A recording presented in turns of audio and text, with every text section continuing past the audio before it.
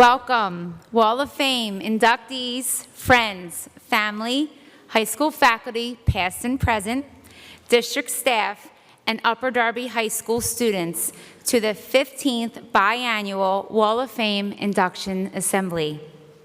I am Kelly Simone, the principal of Upper Darby High School. We are so happy to have you join us today as we celebrate what our schools are all about, success.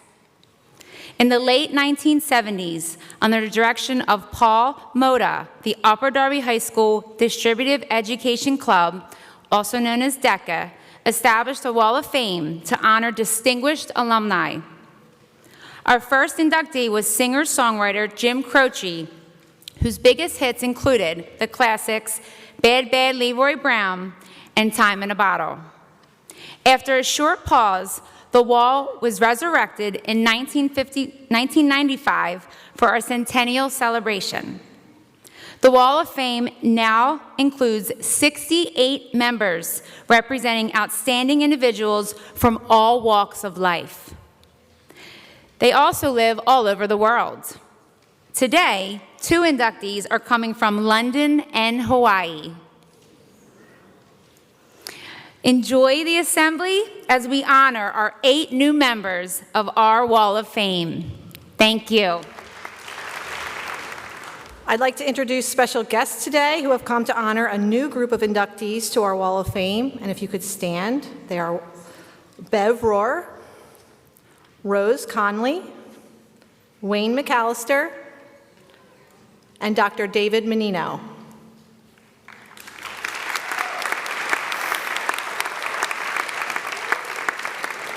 We also have greetings, regrets, and best wishes from Greg Algazy, Jerry Rosenblum, Jim Reef, Sue Stahl, Mary Stern, Patrick Halley, Joe Loper, and last but not least, Tina Fey.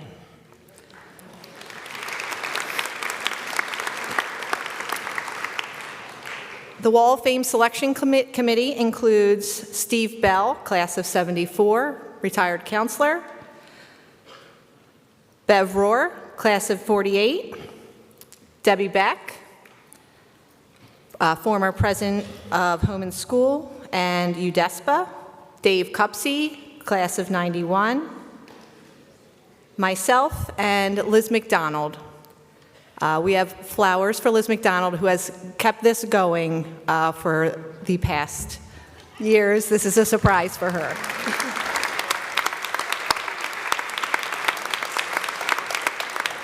We also welcome Upper Darby School District and Township guests, Rachel Mitchell, President of the UD School Board,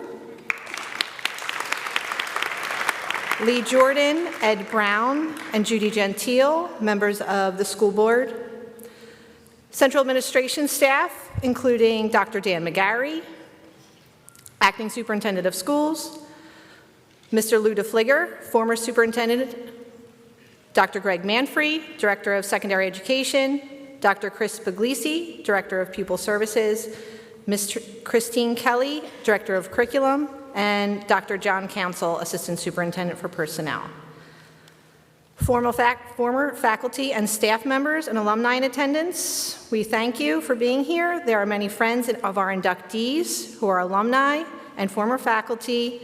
Would you please stand now for a round of applause?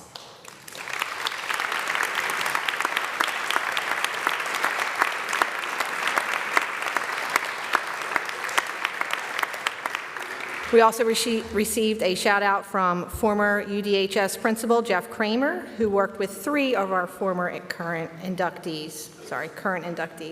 And now you have programs with you, and we're going to hear from Mrs. Benglian and the Encore Singers.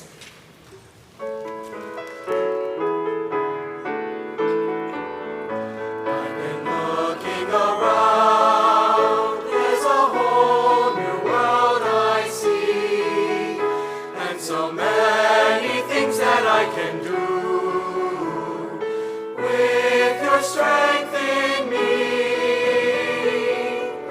Now I ask you to hear. Now I ask as I sing of brighter days. For I need to have you very near.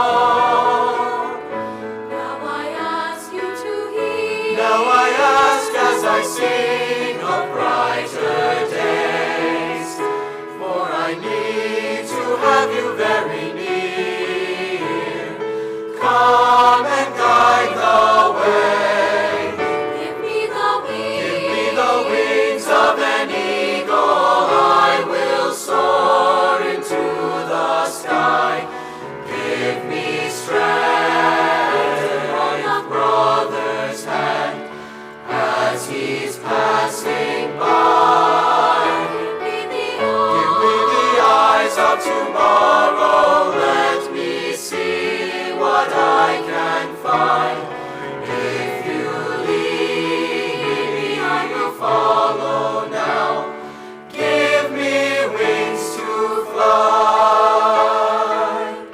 High above the clouds, I can see the beauty down below. And I know you're holding me.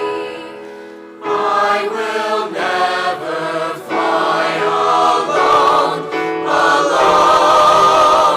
Give me the wings. Give me the wings of an eagle. I will soar into the sky.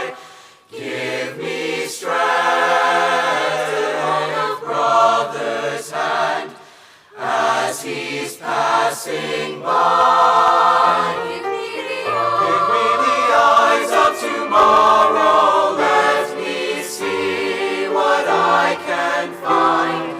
If you lead me, I will follow now. Give me wings to reach the sky.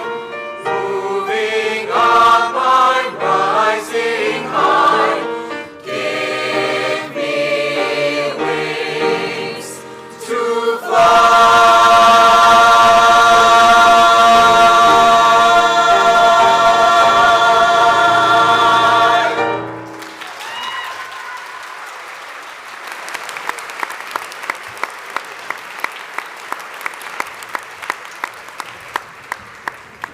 Upper Darby salutes Jack Shingle, class of 1962, and proudly inducts him posthumously into the Wall of Fame. Jack attended Bonner until his junior year when he transferred to the high school. He played on the championship 1962 team. After Upper Darby, he went to Pierce Junior College, but spent most of his free time singing doo-wop with his friends or coaching CYO football, mostly in the Highland Park area. Jack coached football in various capacities for 45 years. He was hired by then-Principal Gil Manassi to revitalize the football program here, and he served for 6 years coaching some amazing teams. While coaching here, he was the school's district truant officer for 20 years and served on the town council for 20 years. Jack was a champion of the disadvantaged and a huge proponent of education through sports and mentoring. Many of his former players attribute his influence to their success in their life. Sadly, Jack passed away in 2016. Please join me in congratulating his wife, Mrs. Jack Shingle, and here to speak on his behalf is Greg Lingo, class of 1990.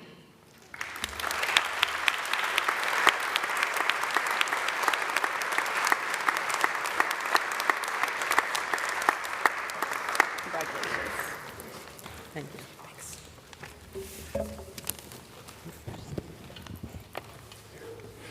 Plain and simply, Jack Shingle helped people. He positively impacted families throughout the whole township. From the onset of being a coach here to his years as a truant officer, Jack helped students and athletes stay in school and pursue education. He was relentless at keeping kids out of trouble. That was really his focus. Once he latched onto a kid in need, he just wouldn't let go. And he always stood for those that were wronged and for righteousness. I was introduced to the legend of Jack Shingle in 1982. I was in 5th grade, and my older brother just came home for dinner, and he said, "Hey, I just met this amazing guy tonight."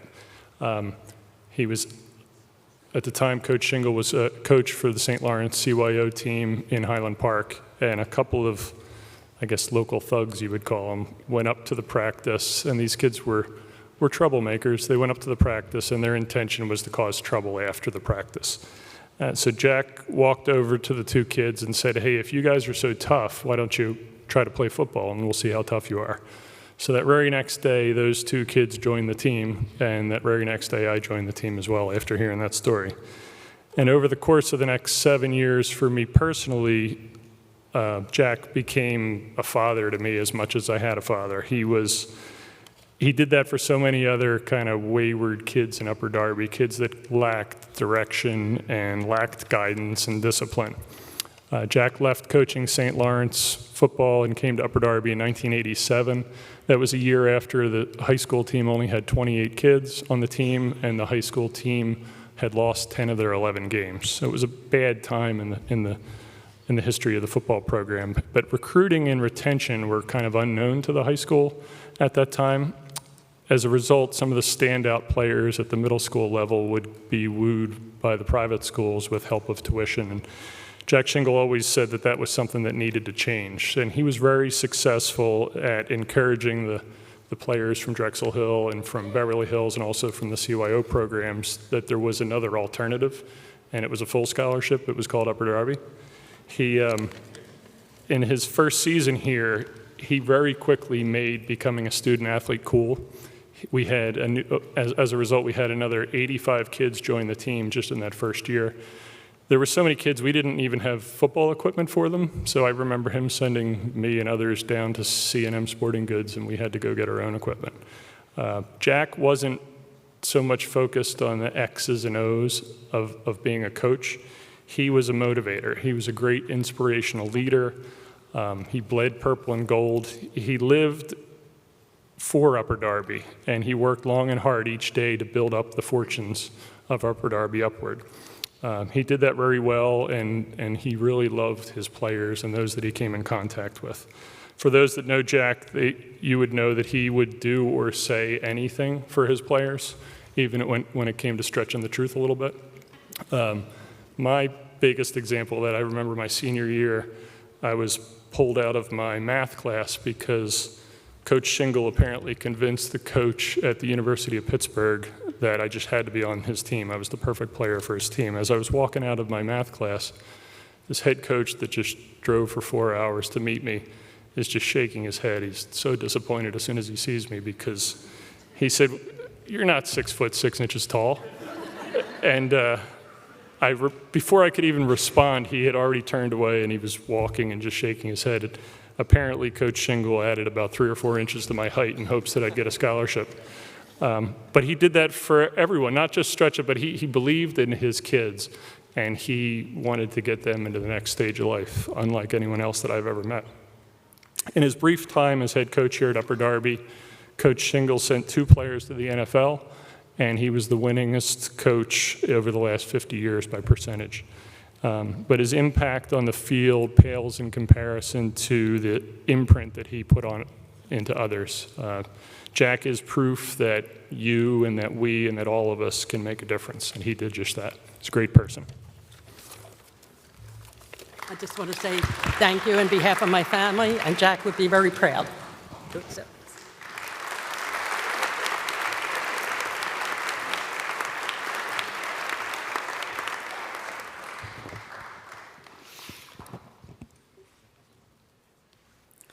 Upper Darby salutes Dr. Ed H. Bedrosian, class of 1969, and proudly inducts him into our Wall of Fame. Ned attended Aronimink Elementary, where he was the captain of the Safety Patrol, and Drexel Hill Junior High School, where he received the Daughters of the American Revolution and American Legion Awards, as well as his Eagle Scout Award.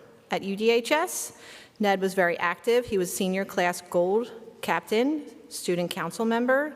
He lettered in both swimming and soccer and sang in the concert choir. After Upper Darby, he received his BS at Lafayette College and his master's from Lehigh and his medical degree from Temple. Ned hails from a family of ophthalmologists, both his father and uncle, who lived and worked in the Upper Darby community. In addition to a private practice in Drexel Hill, Dr. Bedrosian is also a professor at Temple Medical School, an attending surgeon at Jefferson and Wills-Eye, and director of ophthalmology at Delaware County Memorial Hospital. A textbook author and lecturer, Ned's philanthropy includes a scholarship here at Temple and humanitarian work in the Dominican Republic and Haiti, and also the annual Teddy Bedrosian Skiathlon honoring his late son, which raises funds for Elwyn in media. Please join me in congratulating Dr. Edward Bedrosian.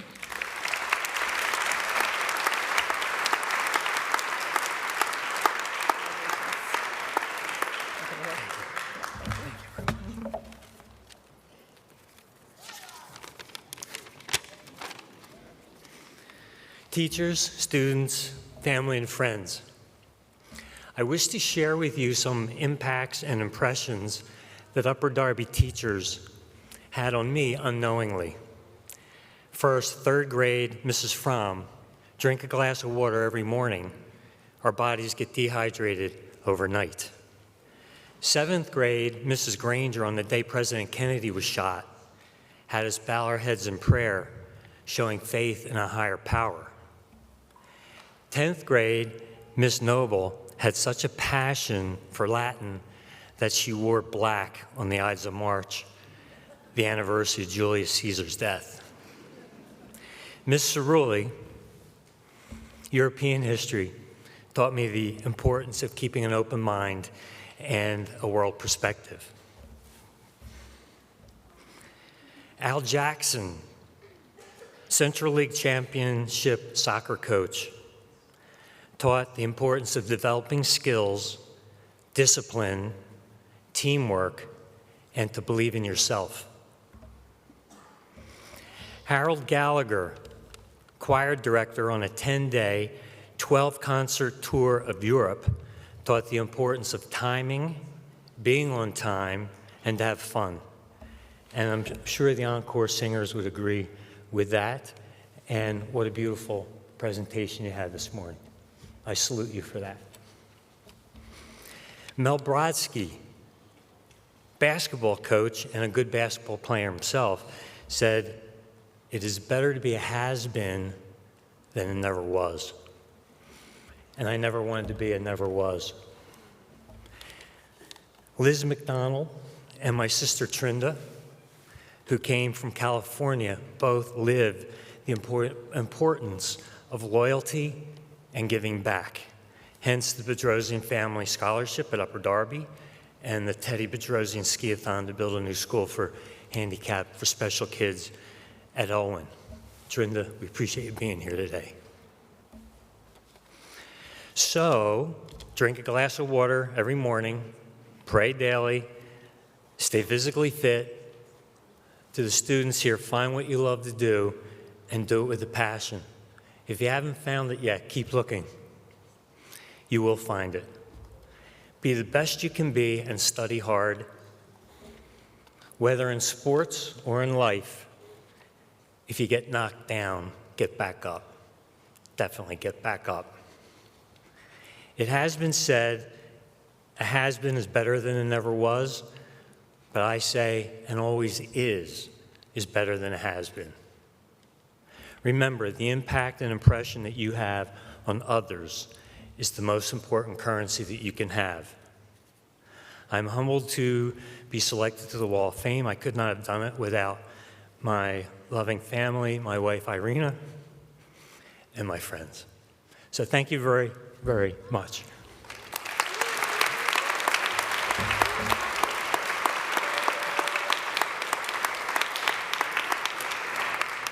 Upper Darby salutes Harry HAVNOONIAN, class of 1976, and proudly inducts him into our Wall of Fame. Harry attended Bywood and Highland Park Elementary Schools and Beverly Hills Junior High, where he met his most inspirational teacher, Jim Doyle, his shop teacher. Jim nominated Harry for the Wall of Fame. Harry loved math, science, and computer programming, and metal shop at Beverly Hills, and later at the high school. After Upper Darby, Harry was off to Villanova, where he majored in mechanical engineering and had an award-winning project. He never got too far from bikes and the building of bikes. However, while in school, he worked at his father's, now brother's, bike shop in Drexel Hill Cycle, and soon started his own bike shop, first in South Philly, then in Media. His shop is called Cycle Sport at 5 Points. His bikes, the HH Racing Group, have won over 100 U.S. national championships, 7 world titles, set an hour record, even won silver at the Athens Olympics. In 1998, Ed Rendell awarded Harry the 16th Annual Small Business Excellence Award. And today, he is one of the leading frame builders in the country. Please join me in congratulating Harry HAVNOONIAN.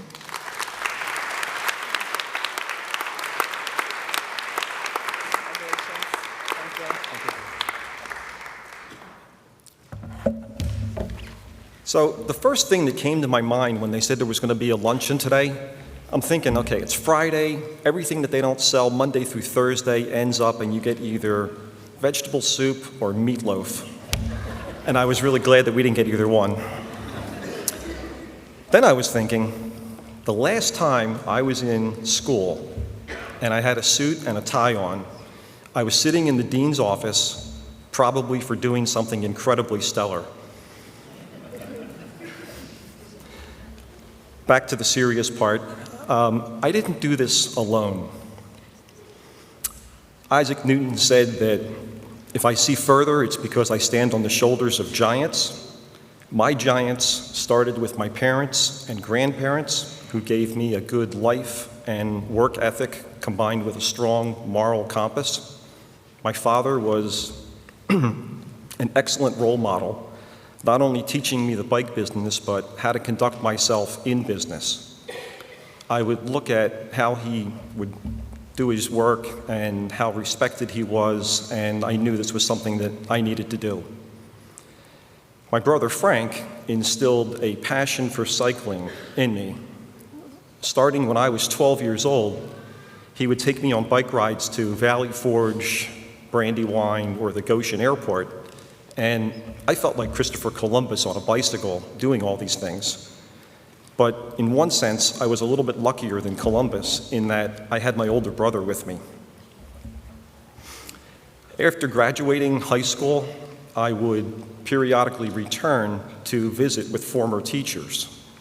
On one visit with Jim Doyle, who was my metal shop teacher at Beverly Hills, we were talking about how I wanted to start building racing bikes, but I couldn't afford to go out and buy a set of torches. So he stuck his neck out and spoke to a vendor and arranged for me to borrow torches so that I could get started. He did me a real solid. I've been fortunate to have two longtime friends and co-workers who shared my vision of excellence. Combined, Dennis Tate and Drayton Murray have been with me over 50 years so far. I've also been fortunate to have several lifelong friends. Occasionally, I've been known to rant and rave, and they always offer their support. On the first day of 8th grade, I met one of them, Lee Hopkins. And no list of thank yous would be complete without thanking my fiancée, Lauren Mangello, for her love and support. And if not for the intervention of these people, I wouldn't be who I am today. So thank you.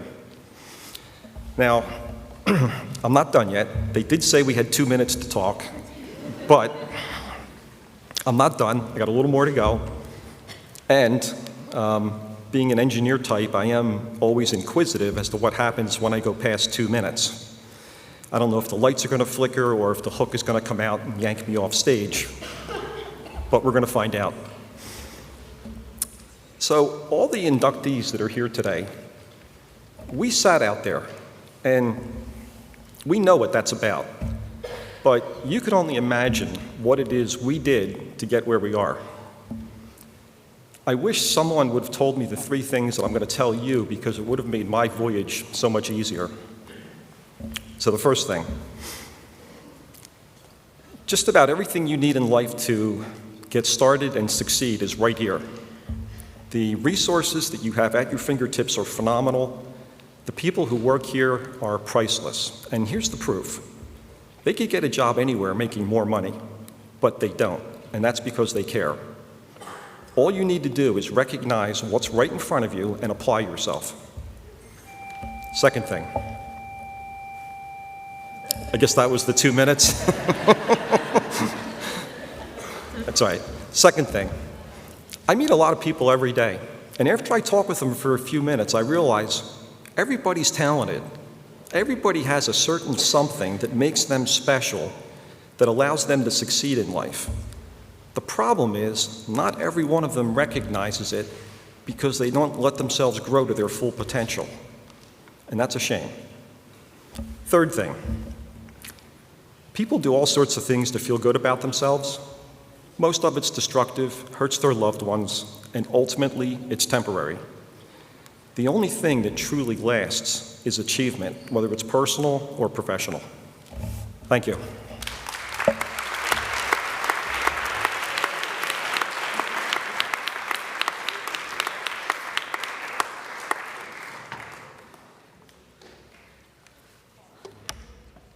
Upper Darby salutes Derek Frey, class of 1991, and proudly inducts him into our Wall of Fame. Derek grew up in Drexel Hill and attended Garriford Elementary and Drexel Hill Middle School. His mother, Joanne, and sister, Kristen, who are here today, also went to Upper Darby High School. Derek was very active in high school. He played the alto sax in the marching band, concert band, and the jazz band. He was a member of the National Honor Society, played soccer and lacrosse. It was at Upper Darby that Derek picked up a video camera and beginning a lifelong passion that became a career. Derek went to Westchester, where he majored in communication studies. He anchored the campus TV news and was the jazz program director at the university radio station. His professional life has been robust and varied. To date, he is at the helm of the Tim Burton Productions in Hollywood, California.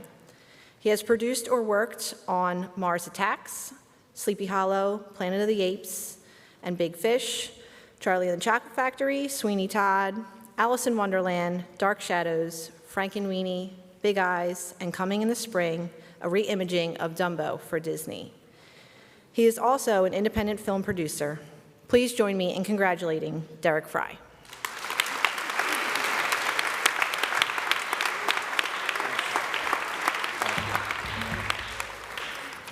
Hi, everybody. It's a really overwhelming and surreal experience to be back here today. It's like a flood of memories coming back. I'm sure everybody would agree. It's really wonderful to be here.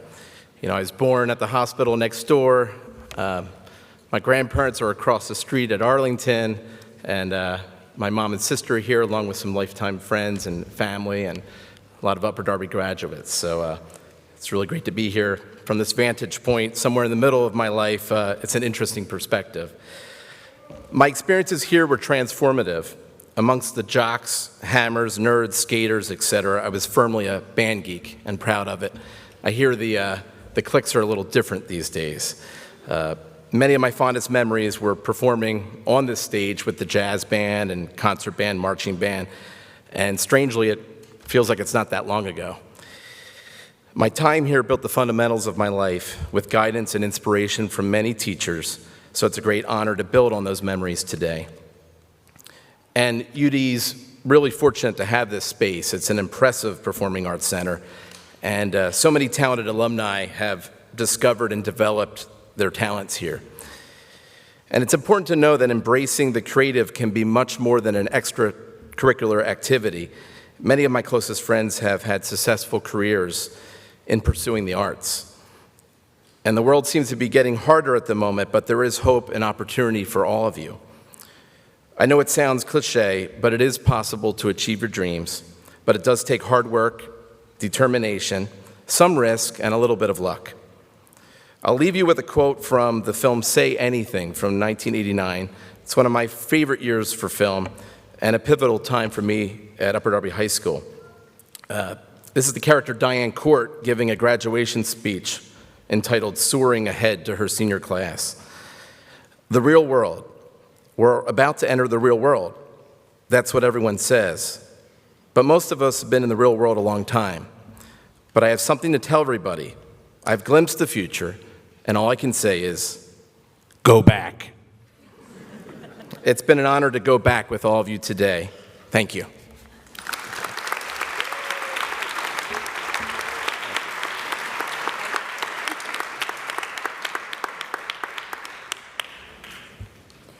Upper Darby salutes Dr. Thomas Bernhardt, class of 1991, and proudly inducts him into our Wall of Fame.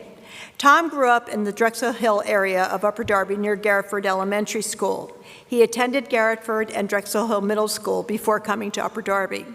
He was always interested in science and math courses. Mr. Jim Spencer, his high school chemistry teacher, inspired him to major in chemistry at Millersville, where he got his undergraduate degree. After Millersville, Tom got his PhD in biochemistry and biophysics at Texas A&M. There he became interested in bacterial cells and learning how they grow and divide, particularly E. coli.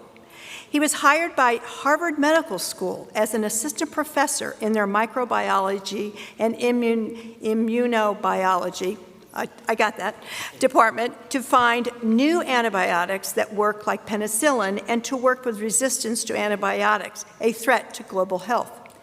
Today, he is a full professor with tenure at Harvard, and most recently, he's been selected to be an investigator at the Howard Hughes Medical Institute. Dr. Bernhardt could not be with us today, but in his stead, we have his mother, Helen, who nominated him, and she herself is a UD grad, class of 1969. Join me in congratulating Dr. Thomas Bernhardt and welcoming his mother, Helen, who has a few words for the audience.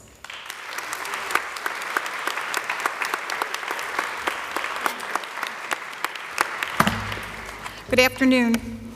I'm proud to be here today on behalf of our son, Tom. Unfortunately, due to a scheduling conflict, he's unable to be here.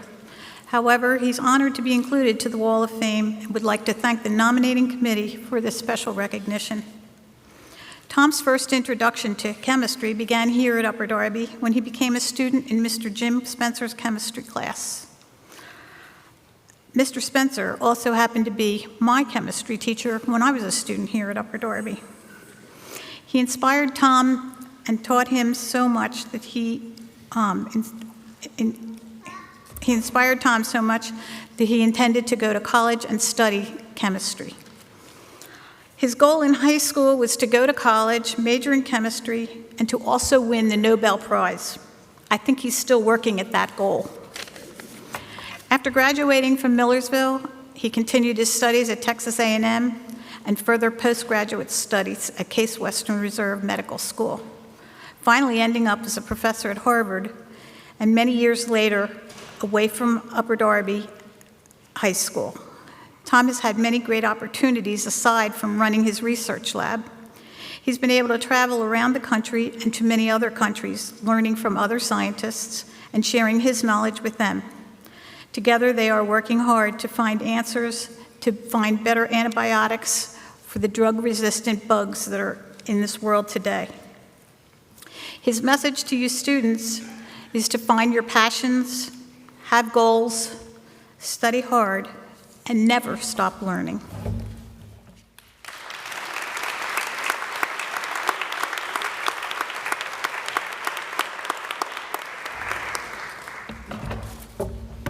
Upper Darby salutes Miss Christine Coldwell, class of 1995, and proudly inducts her into our Wall of Fame.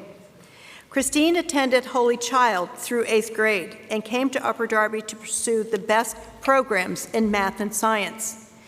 At UD, Christine did everything. She was a member of the tennis team, the editor of the Acorn, on the Scots High Q Championship team, on the Oak staff, the Science Olympiad, and the class executive committee. She won first place in a high school research program with a paper entitled Fresnel Diffraction of Microwave Radiation. Christine earned a bachelor's degree with high honors in electrical engineering and a master's at Princeton University with a focus on optics and optoelectronics. She appeared in a BBC filming of Stephen Hawking's universe with her physics professor, won undergraduate awards and was awarded a U.S. patent, and co-authored 4 publications in technical journals. After graduation and working at Siena, Christine was motivated to serve the nation. She joined the National Security Agency and has held several leadership positions in Washington and now Hawaii. Please join me in congratulating Ms. Christine Coldwell.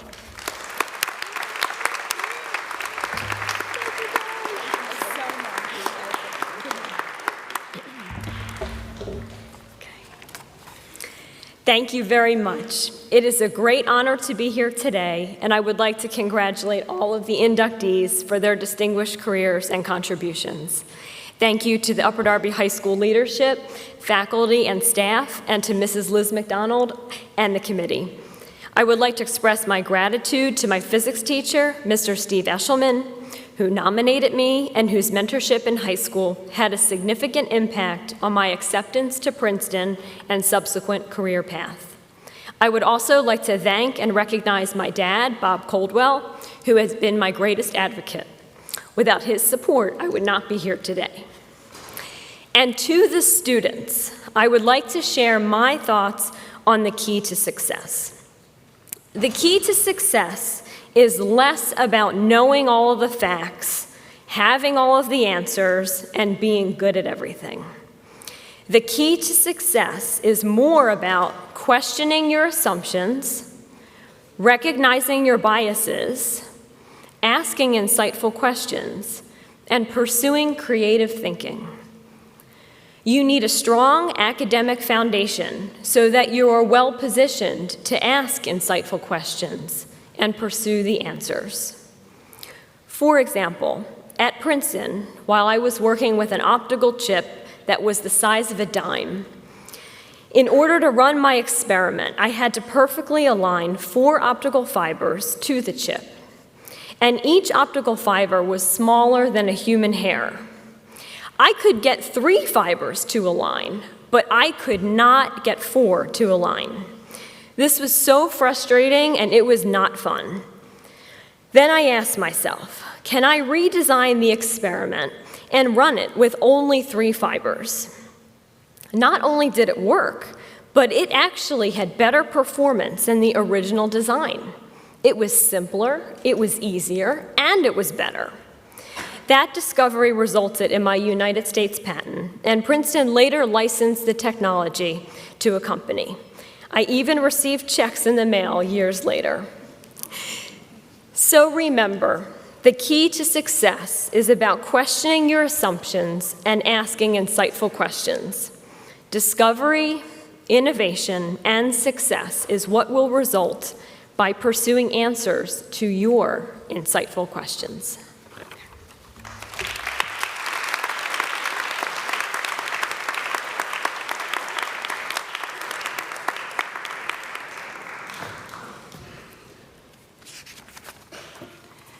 Upper Darby salutes Dr. Lisa Capriotti, class of 1998, and proudly inducts her into our Wall of Fame. Lisa attended Hillcrest Elementary School. Is that right? That is correct. Okay, I wasn't sure. She didn't tell me that, so I looked it up on the map where Cobb Street was. And Drexel Hill Middle School. Here at the high school, she was number 3 in her class and had perfect SAT scores in math, I presume. Was on the track team, played in various band ensembles, and was in the National Honor Society. She attended Gettysburg College and graduated with a degree in chemistry, then earned her PhD in the same at the University of Delaware. In 2009, Lisa commissioned as an unrestricted surface warfare officer in the U.S. Navy's nuclear engineering program. She graduated from OCS as the #1 rated candidate, having served as class president and battalion commander. Following her service, Lisa accepted a position at the Citadel Military College as professor of chemistry and is there today. But her real passion in life is the sport of judo. She is now a 3rd-degree black belt, most difficult level to achieve, has won gold medals in the U.S. Senior National Championships, gold at the World Championships, and together with her husband won many Judo Kata national and Pan American competitions. Please join me in congratulating Dr. Lisa Capriotti.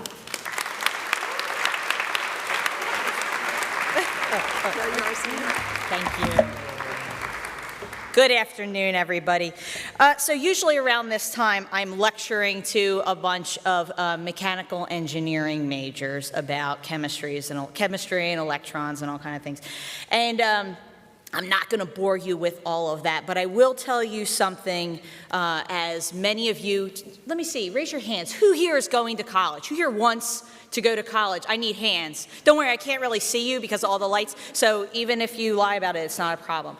Listen, here's one big difference between high school and college. Here, you are learning how to learn. When you go to college, you won't have teachers. You'll have professors. They're really good at professing what they know. They will not teach you. You need to learn how to teach yourself, okay? That's the pathway you're on, all right? And that's part of becoming a successful adult. That's part of what, if you can grasp that early on, you'll be very successful throughout life, regardless of whether you stay in college or become an electrician or whatever you want to do. Who here thinks maybe they want to go to graduate school and become a doctor or maybe a lawyer or a professor or anything like that? Yes. Okay, that's all right. That's all right. If you had told me I was going to go to grad school, I would have told you were crazy. Here's the difference between college and grad school. When you go to grad school, no one teaches you anything, all right? You don't really even learn anything. You have to study something new and different because your job is to develop something that you're going to pass on. Sometimes it's passing on as teaching. Sometimes it's passing on as a product that you're going to have a patent on. But you're developing something new and something interesting. If that's something that's important to you, that you would like to do, hey, start looking at that while you're in the middle of college, okay? Don't wait till your last year and go, oh, you know what? I don't want to go to med school anymore. What am I going to do? You know, and lose that focus. One of the biggest things that was really important to me in college was I always wanted to be pre-med. Didn't happen, okay? Somewhere along the line, someone told me that they didn't really like being a doctor, and they gave me some reasons why, and I really kind of believed them. So I went through this period of time for about 6 months where I didn't know what I was going to do with my life. My grades dropped, my energy level dropped, I really wasn't very focused, and I realized that having a goal is probably the most important thing to having you take that next step each day. Each day is hard, right? Each day you have a new challenge, a new frustration you have to overcome, and you have to take that next step, that next step, that next step. Having a goal is the only thing that gets you through that. It doesn't matter what the goal is. It doesn't matter if the goal changes. As long as you constantly have a goal and you're constantly working towards that. It's interesting coming back here.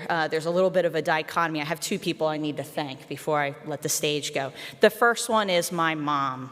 I have a wonderful mother. This is my mom right here. She's got her little camera going. If you could give her a round of applause, it would make my day. Thank you. No, seriously, thank you. Thank you. All right, so my mom provided me with very, very, very little structure as I grew up. And for me, that was appropriate, right? I was very independently minded, and the more structure she gave me, the less I paid attention to, right? And so I learned how to be very independent and how to solve my own problems, okay? In high school, it's like everybody sort of hands you these problems and you have to do it and then blah, blah, blah, blah, blah, blah, blah. But in real life, if you are a problem solver, if you can fix other people's problems, you will make money. You will make money, okay? If you are a person who comes up with problems, you will spend money, okay? You want to be a problem solver, okay? You always want to have that in mind. What can I do to solve this problem? Because that's something that you're going to be able to use to be successful. I also have to thank the Upper Darby High School Association because when I went to college, I thought it was going to be really challenging. I felt so well prepared. Did you not feel well prepared? I felt super well prepared here. And I don't know why. It just, this school, it's challenging.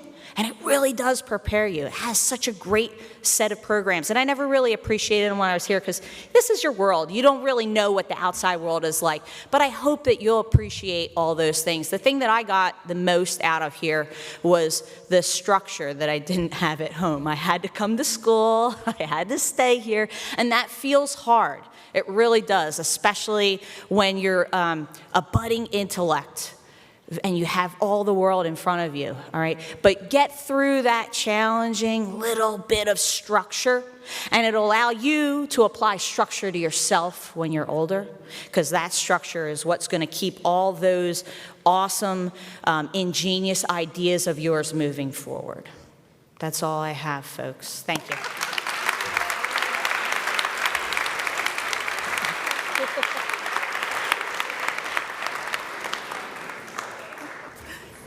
Well, I'm sorry I have to follow that. Thank you, Lisa. Upper Darby salutes Dr. Williametta Simmons, class of 2000, and proudly inducts her into our Wall of Fame. Dr. Simmons did not attend Upper Darby schools until 1995. She was born in Liberia and immigrated to the U.S. due to the Liberian Civil War. Despite enduring a civil war as a child and having to adjust to a new culture, Willie was determined to succeed. While here at high school, she participated in many clubs and was a tremendous contributor to the track team as a sprinter. Willie earned her bachelor's and doctorate in psychology at Widener, as well as her master's in business. She is a licensed psychologist with over 10 years of experience in the mental health field. Dr. Simmons is the owner of Integrative Psychological and Consulting Services in Bala-Cynwyd. She specializes in mood and anxiety disorders, marriage and family therapy, trauma, and psychosis. Dr. Simmons is passionate about her humanitarian work with Liberia Medical Mission, a nonprofit organization whose goals include training, educating, and providing healthcare services in Liberia, Guinea, and Sierra Leone. Please join me in congratulating Dr. Williametta Simmons.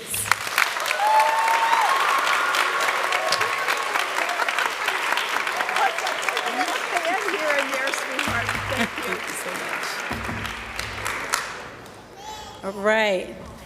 So Friedrich Nietzsche said, "He who has a will to live can bear almost anyhow." That's pretty much been the story of my life.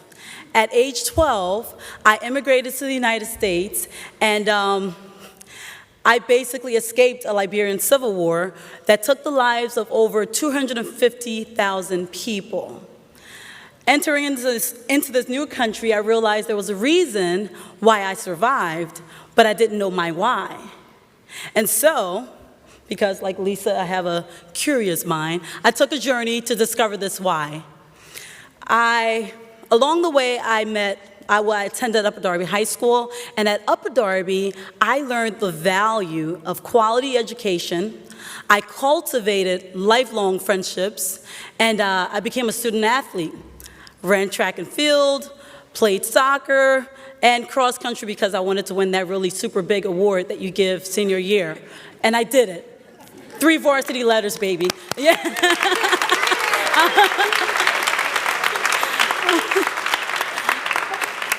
It's an awesome award, I still have it. So I also encountered some incredible coaches, Coach Grube, Coach Scanlon, and Coach Bierling, who nominated me for this award. So thank you so much, Coach Bierling.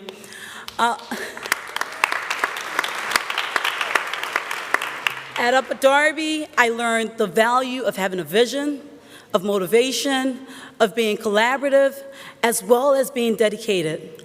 All of these would help me along the way in my journey to discover my why. Eventually, I got to this why. I discovered my reason for living and for surviving that Liberian Civil War.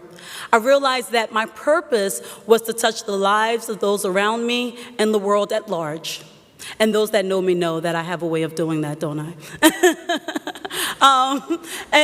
So the journey hasn't really been that easy, but I can certainly say I've been blessed and I've enjoyed the process very much so. I would not have become who I am today had it not been for the incredible individuals that are in my life, many of whom are here today.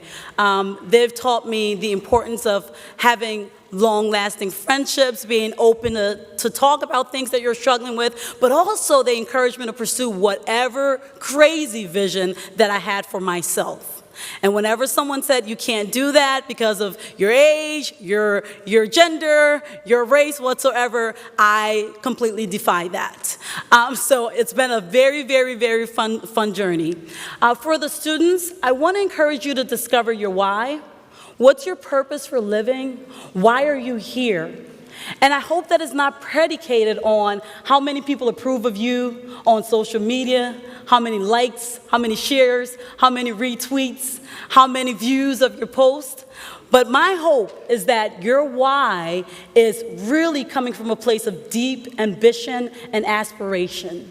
Make sure you surround yourself by wonderful people that know and love you and will support your dreams, even if it sounds crazy. Do that, and you will be able to discover your why. And if you discover your why, you can pretty much bear almost any how. Thank you.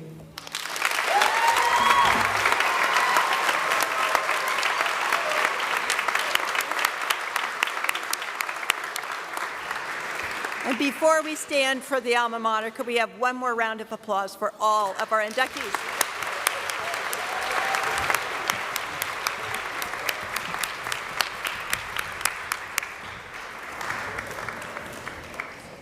The words to the alma mater are on the front page of the program in case you've forgotten them.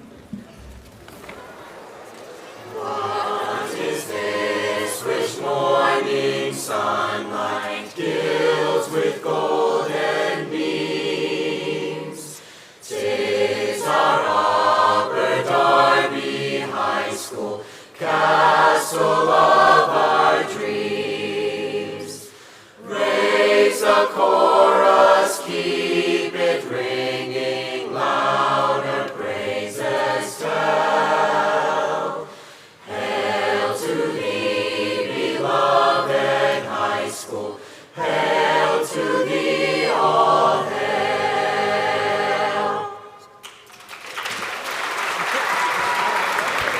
You are dismissed. All right.